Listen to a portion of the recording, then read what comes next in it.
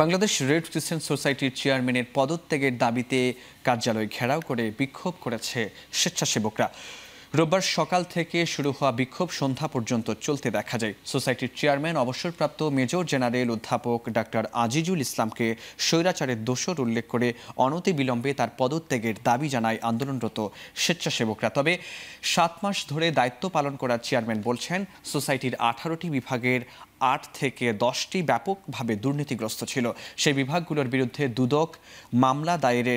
দুদকে মামলা দায়েরের পর থেকেই পুরনো সিন্ডিকেটের ইন্ধনে বিক্ষোভ শুরু করে কয়েকজন স্বেচ্ছাসেবক ও স্থানীয়রা।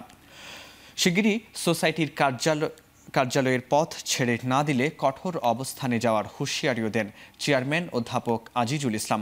পরিস্থিতি মোকাবেলায় মগবাজারে বাংলাদেশ রেড ক্রিসেন্ট সোসাইটির প্রধান কার্যালয়ে অতিরিক্ত পুলিশ মোতায়েন করা হয়েছে।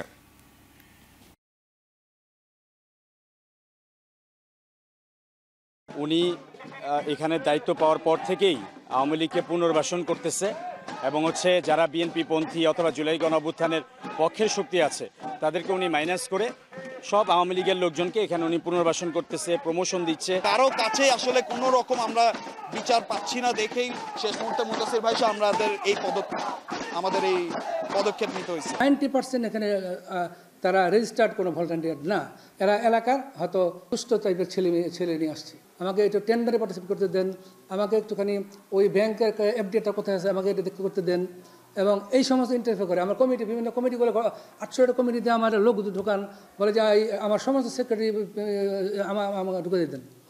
আমি তো তার কথা মতো আমার চললে হবে না।